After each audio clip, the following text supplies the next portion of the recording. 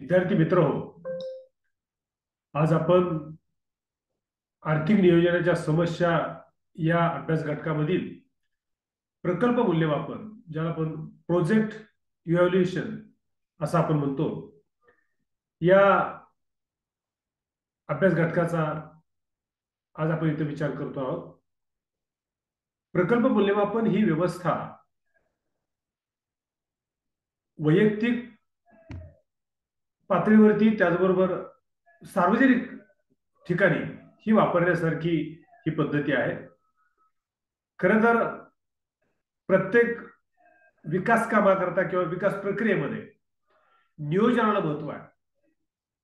जेव्हा विशिष्ट उद्दिष्ट डोळ्यापुढे ठेवून आम्ही नियोजन करतो आणि त्या उद्दिष्टांची पूर्तता झाली का नाही हे तपासून पाहणं म्हणजे खरं तर प्रकल्प मूल्यमापन असं आपल्याला थोडक्यात असं म्हणता येईल. कारण विकासाच्या प्रक्रियेमध्ये आपण वेगवेगळी उद्दिष्ट डोळ्यापुढे ठेवतो. उदाहरणार्थ, शेतीला पुरेसा पाणी पुरवठा व्हावा याकरता धरणांचं बांधकाम असेल, कालव्यांची व्यवस्था असेल, हा एक प्रकल्प तुमच्या डोळ्यापुढे आहे. ही एक व्यवस्था तुम्हाला उभी करायची. या प्रकल्पाचं पूर्व नियोजन आणि नियोजनाप्रमाणे तुम्ही ते कामकाज करायला घेता. वेगवेगळ्या प्रकारच्या आर्थिक तरतुदी होऊन मग त्या कामकाजाला सुरुवात होते. कामकाज पूर्ण होतं. कामकाज पूर्ण झाल्यानंतर जो पाणी उपलब्धतेच्या संदर्भामधला जो प्रकल्प शासनाने नियोजनकर्त्यांच्या निर्देशानुसार सुरू केला, उद्दिष्टांची पूर्तता झाली का, म्हणजे त्या धरणाचं बांधकाम वेळेत पूर्ण झालं का, कालव्यांची व्यवस्था झाली का, आणि हे सगळं झाल्यानंतर किती शेतजमीन ओलिताखाली येणार होती याचंही गणित हे व्यवस्थित जुळलेलं आहे का, हे सगळं पाहणं. पुन्हा एकदा आपण ज्या उद्दिष्टासाठी हे सगळं करतोय ते पूर्ण झालं का हे पाहणं म्हणजे प्रकल्प मूल्यमापन. वैयक्तिक पातळीवरती या पद्धतीने आपण काही गोष्टी करतो. घर बांधायचं असेल, वैयक्तिक स्वरूपामध्ये विचार केला तर हा एक आमचा प्रकल्प आहे. घर बांधायचं आहे, पण त्याच्यासाठीची सगळी तरतूद केल्यानंतर ज्या पद्धतीचं घर आम्हाला बांधायचं होतं ते बांधून झाल्यानंतर मागं वळून बघितलं पाहिजे की आपण किती खर्च केला. हा एवढा खर्च केला, आपल्याला काय काय त्यामध्ये सुविधा हव्या होत्या त्या सगळ्या झाल्या का हे पाहणं म्हणजे प्रकल्प मूल्यमापन. आता खरं तर हे कुणी करायचं मूल्यमापन? ज्यांनी नियोजन केलं, जे अंमलबजावणीच्या प्रक्रियेमध्ये सगळी मंडळी आहेत त्यांनी करायचं का? तर नाही. मूल्यमापन हे त्रयस्थ व्यक्तींकडून किंवा त्रयस्थ संस्थांकडून होणं गरजेचं आहे. म्हणजे आपल्या चुका करायची आपल्याला समजत नाही किंवा जाणीवपूर्वक आपण त्या केल्या, जर चुका झाल्या असतील तर करायची जाणीवपूर्वक आपण त्याकडे दुर्लक्ष करतो. पण असं होतं कामा नये.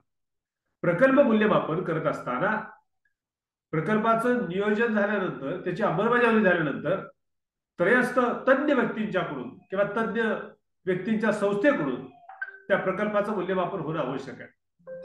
म्हणजे त्या प्रकल्पातल्या त्रुटी दाखवून दिल्यानंतर, काय दोष दाखवून दिल्यानंतर त्या त्रुटी आणि ते दोष पुन्हा होणार नाही ह्याची खबरदारी ही नियोजन करताना घेता येते. आणि म्हणून प्रकल्प मूल्यमापन होणं आवश्यक आहे. यामध्ये खरं तर प्रकल्प मूल्यमापनाच्या या व्यवस्थेमध्ये बाह्य तज्ञांचा किंवा बाह्य तज्ञ असलेल्या संस्थांचा समावेश का असावा? तर ते मुळात त्या क्षेत्रातले तज्ञ असतात, त्यांना त्यातले बारकावे माहिती असतात. त्यांनी अनेक अशा प्रकार, ज्या प्रकल्पाचं मूल्यमापन त्यांना करायला सांगितलेलं आहे किंवा जबाबदारी दिलेली आहे, असे अनेक प्रकल्प त्यांनी पाहिलेले असतात, अभ्यासलेले असतात. आणि त्यातले त्यात चांगल्यात चांगले प्रकल्प जे असतात त्याच्याशी या प्रकल्पाची तुलना करतात. आणि मग जे स्टँडर्ड्स आहेत, ज्याला आपण म्हणूया की जी मानक आहे, त्या मानकांप्रमाणे हे कामकाज झालं का हे त्रयस्थ पद्धतीने कुठल्याही ज्याला आपण म्हणूया की इम्पार्शल लेवलला कुठली पार्सलिटी न करता हे मूल्यमापन होतं. आणि ते नियोजनाच्या व्यवस्थेमध्ये फार गरजेची गोष्ट आहे.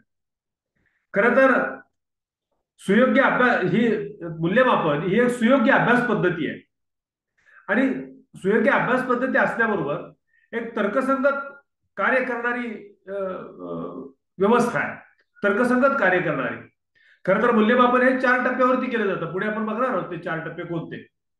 पण प्रत्येक वेळेला अभ्यास पूर्ण त्यातल्या हे तज्ज्ञांच्या मदत ते होत असल्यामुळे त्याच्यातले सगळे तांत्रिक असतील, आर्थिक असतील किंवा उद्दिष्टांच्या पूर्ततेच्या अनुषंगाने ज्या ज्या बाबी अपेक्षित आहेत त्याच्या पूर्तता होतात की नाही, हे सगळं त्या त्या वेळेला त्या त्या पातळीवरती पाहणं हे गरजेचं राहतं. आणि मग त्याच्यातून काही अंदाज व्यक्त केले जातात की या पद्धतीनं आपण पुढे जर गेलो तर या पद्धतीचं आउटपुट आपल्याला मिळणार आहे. अशा पद्धतीच्या अभ्यासपूर्ण व्यवस्थेतून तर्कसंगत अशा स्वरूपाच्या बाबी हे आपल्याला पुढे मांडता येतात. याच्याशिवाय या प्रकल्पातून नेमकं आपल्याला आउटपुट काय मिळणार आहे, ज्याला आम्ही परतावा असं आपण म्हणतो, ह्या परताव्याचं मोजमाप करण्याची व्यवस्था याच्यामध्ये. जसं मी सगळ्यात सुरुवातीला तुम्हाला सांगितलं, पाण्याची उपलब्धता शेतीला व्हावी म्हणून आम्ही धरणाचं कालव्यांची उभारणी केली. प्रत्यक्षात किती शेती ओलिताखाली आली, त्याचा किती लाभ शेतकऱ्यांना झाला, हे जे आउटपुट आहे, हा जो परतावा आहे त्या प्रकल्पातून मिळणारा, हा आपल्याला इथे अभ्यासावा लागतो. सगळ्यात महत्वाची गोष्ट काय की सामाजिक दृष्ट्या असे प्रकल्प सरकारला, नियोजनकर्त्यांना किती लाभदायक ठरले हे पाहण्यासाठी हे मूल्यमापन उपयुक्त ठरतं. वास्तविक पाहता ह्या सगळ्या व्यवस्थेची जगाला गरज आहे. ओके.